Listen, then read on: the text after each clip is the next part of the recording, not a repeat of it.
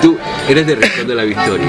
Bueno, nacimiento de Logroño, lo que pasa es que me vine aquí con no sé si 7 o 8 años y desde entonces he vivido en Rincón de la Victoria, vamos, hasta que terminé la carrera en Málaga, en la universidad, en Facultad Económica, y me marché a Madrid 2 años y luego a 1 año más en Sevilla y en Madrid, Málaga, ahora vivo en Málaga. ¿Y qué te hizo dar el salto a la política? Pues fundamentalmente yo me afilié aquí en Rincón de la Victoria a Izquierda Unida. Sí se podría decir que la política yo ya la había tenido antes, la había tenido en los institutos, reclamando, pues luchando por los derechos universitarios y por los derechos del instituto, porque luego tú pasas del instituto a la universidad y evidentemente te tienes que anticipar a lo que estás, ¿no? Eran los tiempos de la guerra de Irak, si no recuerdo mal, yo tendría 17, 18 años y la guerra de Irak pues fue un elemento de que te politiza, te haces una serie de preguntas y vas tirando del hilo.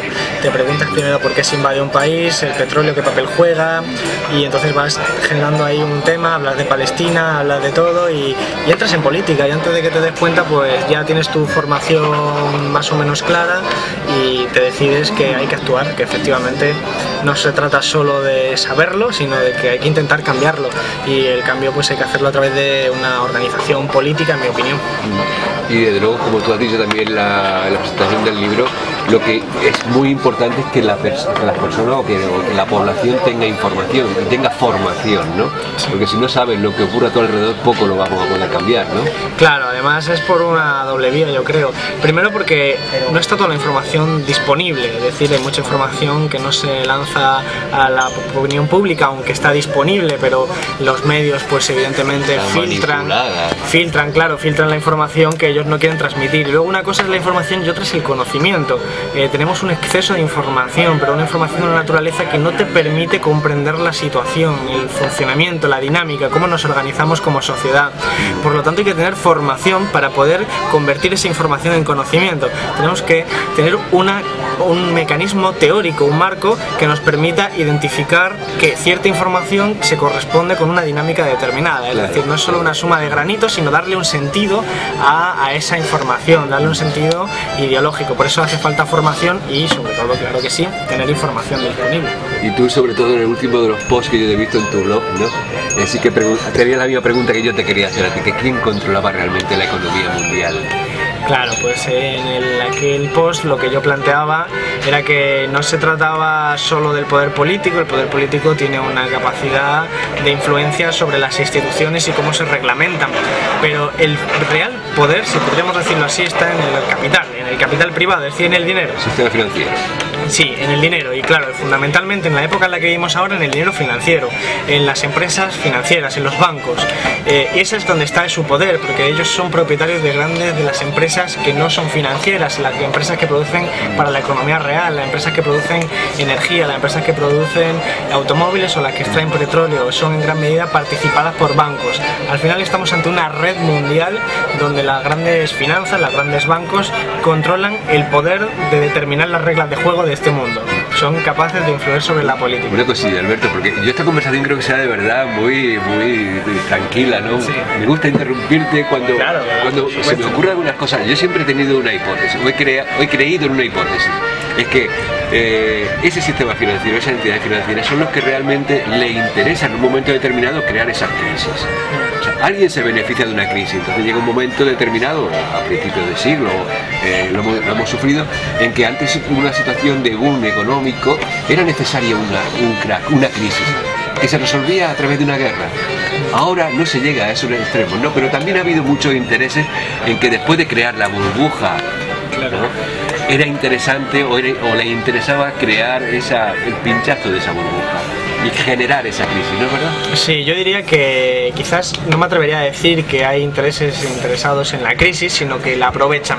Creo que la crisis no tiene que ver con decisiones personales o decisiones empresariales, sino que es el resultado de un proceso lógico en un sistema que tiene sus propias leyes de funcionamiento. El sistema es lo que lleva a la crisis, no por decisiones individuales o decisiones de gente malvada, sino porque su propia dinámica conduce a una crisis, y es en ese momento, eso sí, donde los más poderosos aprovechan la crisis crisis para reestructurar su posición de poder y ganar más poder. Por eso los grandes peces se comen a los pequeños. En ese caso nos encontramos directamente con los grandes empresas financieras comprando al resto de empresas y haciendo lo que estamos viendo en España con la reestructuración del sistema financiero, como las grandes empresas pues acaban pues poseyendo a las pequeñas y medianas empresas y por lo tanto incrementando su poder.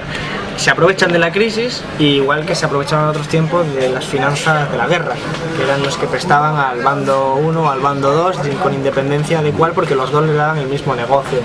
Es cierto, pero no considero que sean conspiraciones personales o individuales o motivaciones personales, sino que va implícito en el sistema, en el propio funcionamiento del sistema económico.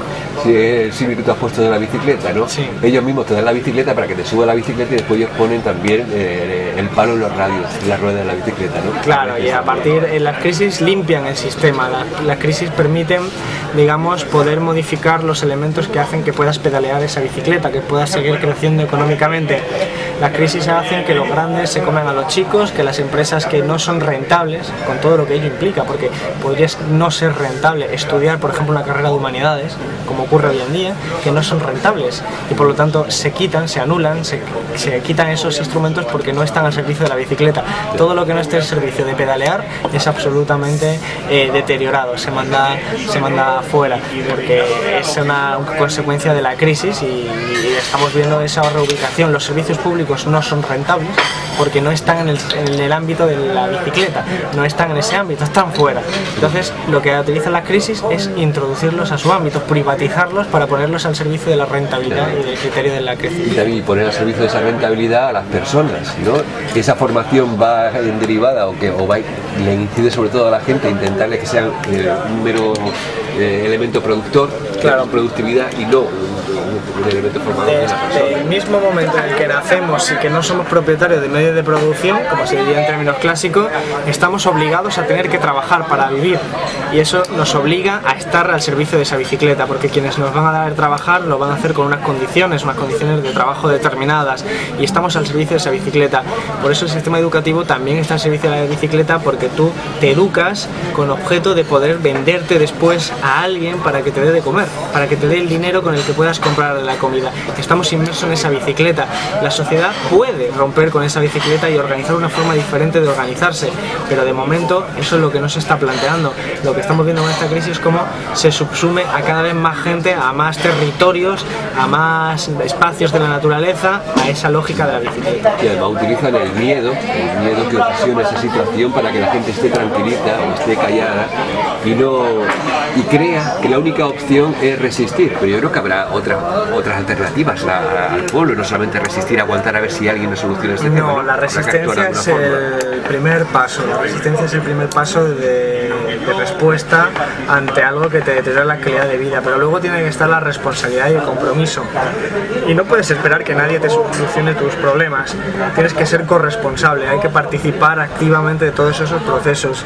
La democracia, la vida en sociedad no se limita a votar cada 4 años, no debe limitarse a votar cada 4 años, se hacen votaciones continuamente en el seno de los movimientos sociales, de las organizaciones políticas, hay que ser activista, militante, hay que participar activamente en política para ser corresponsable del futuro de tu vida, si no, pues en la medida que tú no lo haces, lo van a hacer otros que lo van a hacer por ti y lo van a hacer probablemente en contra de tus intereses. Es una sociedad que se limita a votar cada 4 años y el resto está dormida o asustada, es una sociedad esclava, es una sociedad resignada ante el dominio que van a hacer unos sujetos que por supuesto van a tener unos intereses totalmente diferentes y eso es lo que nos va a llevar a un estadio de regresión. Por lo tanto la resistencia es un punto importante, el primer punto, pero luego lo que viene detrás es el compromiso y tiene que ser inmediato, tiene que ser la acción inmediata como la de esta tarde, por ejemplo, ¿no? Efectivamente, esta tarde es una manifestación que le decimos al gobierno: no puedes hacer todo lo que quieras con nosotros porque estamos enfrente y porque nosotros vamos a estar aquí oponiéndonos. Es un mensaje, es una acción bien coordinada y luego hay que seguir haciendo un plan mucho más amplio que abarque pues todas las líneas. Yo creo que hay que hacer huelgas, creo que hay que hacerlas de una forma solidaria, creo que hay que reestructurar el sistema y eso solo se puede hacer cambiando el chip, cambiando la forma de pensar y pensando más colectivamente que individualmente. ¿Pero tú no crees que realmente esta crisis nos ha supuesto a nosotros una oportunidad para establecerse un nuevo orden social? Claro, ahora lo que se está rompiendo es el orden social vigente hasta este momento, y lo que se va a entrar es en un dilema: ¿qué orden social vamos a tener a partir de ahora? Si va a ser el orden social que determina la derecha, que quiere convertirnos a todos en semiesclavos en la medida que vamos a estar sujetos a mayor precariedad y mayor inestabilidad, o si por el contrario vamos a ser capaces de construir una alternativa que nos lleve a una sociedad distinta, organizada pues sobre otros fundamentos diferentes. Estamos ante ese dilema en los próximos años. Estos son procesos lentos que nos van a permitir construir una sociedad diferente o avanzar hacia una sociedad que, en cualquier caso, en mi opinión, va a ser muy inestable, porque esa sociedad de subordinación casi plena de la sociedad, de los ciudadanos, pues no es tolerable, no implica cohesión social y es casi un estado de crisis permanente, y eso no es sostenible en el tiempo. Alberto, una pregunta un poco más personal. ¿Cómo te sientes tú? Porque te he escuchado algunas veces hablar de lo que tú has dicho también antes, ¿no? De que te subes a la tribuna del Congreso y te das cuenta que realmente, en vez de estar informando o entrar o crear un debate, una discusión seria con una serie de representantes del pueblo, resulta que te encuentras a 5, 6, 10 parlamentarios que están chismeando a lo suyo, que no. ¿Cómo te sientes tú realmente personalmente cuando llegas y dices, bueno, si estoy en el Parlamento español? Sí, al menos el respeto, ¿no? Tener la... Desmitificas, acabas por desmitificar las instituciones llamadas democráticas, pero cuya materialización es esa, y no creo que se corresponda con lo que entendemos por democracia, por debate y reflexión sano. Creo que podría llevar a la frustración. En mi caso no es así porque ya lo conocía. Antes de entrar allí no era una persona ingenua que pensara que me iba a encontrar con debates donde se podría determinar el camino del mundo, sino que realmente sabía que nos íbamos a encontrar con esa situación de frustración, de impotencia, y por lo tanto hay que entenderlo, considerar que eso es la realidad y hay que intentar cambiarlo, pero con las herramientas que tenemos a disposición. Dentro del Parlamento no hay herramientas suficientes para modificar esa realidad tan dura que es el hecho de que las decisiones se tomen fuera del Parlamento, en los pasillos, como tú dices también, ¿no? Que no tienen nada que ver con que uno sube a la tribuna y allí intenta debatir, intenta dar argumentos y no hay nadie para escucharlo, cuando se supone que es el lugar donde se parlamenta, donde se habla y se debate. Claro, por eso también yo creo que incluso los mismos políticos tienen que tener esa certeza de que incluso digan lo que digan o hagan lo que hagan, no tienen el poder que en principio deberían tener, el poder que le emana de la voluntad del pueblo. Al final no dejan de ser instrumentos de esos poderes fácticos, ¿no? Efectivamente, yo creo que esta crisis lo pone más de relieve que nunca, el hecho de que efectivamente nos encontramos ante gobiernos que se pliegan, se arrodillan ante los llamados mercados y que están reconociendo que ellos son meros gestores de quienes les están dando las órdenes, que son los llamados mercados financieros, los llamados, mercados en general, pero que son los grandes bancos, que son las grandes empresas, las grandes fortunas, que son quienes verdaderamente tienen el poder y quienes son los que comandan realmente las decisiones de la política económica que nos afecta a nuestras vidas. Y la política institucional se ha convertido en esclava de esos deseos de la grandes fortuna y de la grandes empresa, pero porque los propios gobernantes en épocas anteriores han querido, han desregulado, han aplicado leyes que han dado poder a los mercados y se lo han retirado a la política. Y ya la pregunta que te voy a hacer una pregunta en relación con lo que te he comentado antes, de que últimamente estamos grabando algunos hechos muy importantes, ¿no?, dentro de Andalucía, como es la ocupación de ciertas fincas que son de propiedad de la Junta de Andalucía, son organismos públicos. ¿Cómo entiendes tú que un organismo público o fincas o 20.000 hectáreas en este momento que ha puesto a la venta o en subasta la Junta de Andalucía no permita que sea el propio obrero, el propio campesino el que pueda acceder al uso de esa tierra, mandando 200 guardias civiles directamente a expulsar a esos jornaleros? ¿Esa reivindicación es justa o no es justa? La reivindicación de los jornaleros es profundamente justa y necesaria. Además, pone de relieve una de las contradicciones del sistema. La Junta de Andalucía en ese caso lo está intentando mercantilizar, está intentando sacarle una rentabilidad económica sin pensar en la rentabilidad social, es decir, ha asumido la ideología que piensa todo en términos de dinero y no de personas, cuando lo que estamos hablando es de la vida de las personas.